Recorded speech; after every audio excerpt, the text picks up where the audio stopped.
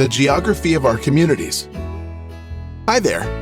Did you know that you live in a place called a community? Actually, we all do. Your community is made up of your home, along with the other homes, schools, parks, and businesses around you. So, we know that our community is where we live, but it's also where we play and have fun. Maybe we can ride our bikes in the community or play in the park with our friends. Some people might be able to go fishing in their community or watch a baseball game. One of the most fun activities in a community is a festival.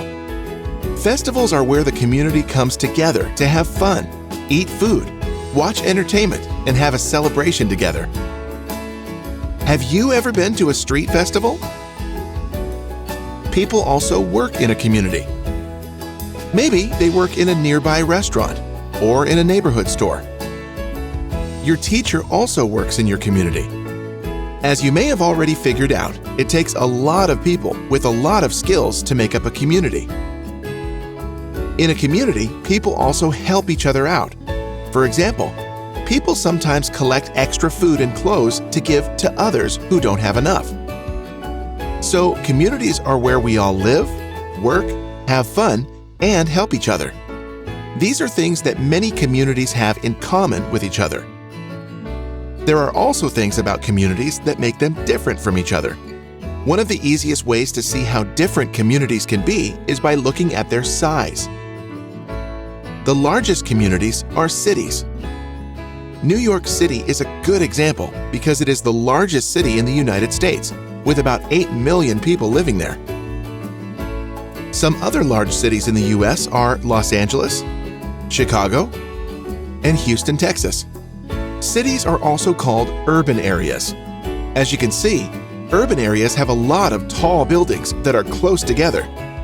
They also have large stadiums and arenas where people can gather to watch their favorite sport. Urban areas have a lot of activities to offer that you won't find anywhere else, like large museums, giant city parks like Central Park in New York City. And how about a trip to a zoo where you can see some remarkable animals? Urban areas are usually made up of smaller neighborhoods. Many of these neighborhoods were formed years ago when immigrant groups first came to the U.S. and wanted to live with others who spoke the same language. Some of these neighborhoods became really big over time and became known by names like Little Italy or Chinatown. Moving outside of the large urban areas, we come to smaller communities that are known as suburban areas.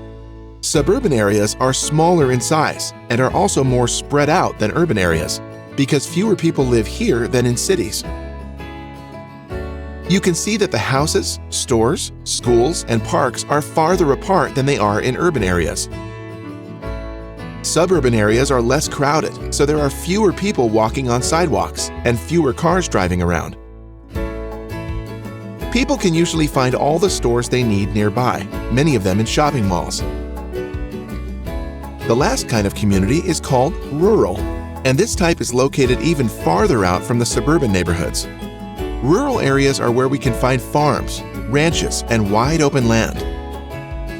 You can often see just one house at a time, maybe a barn, and many acres of land surrounding the farm or ranch. It is where the fewest number of people live because everyone is so spread out and far apart. If you live in a rural area, your closest friend might live miles away, and your school could be even further.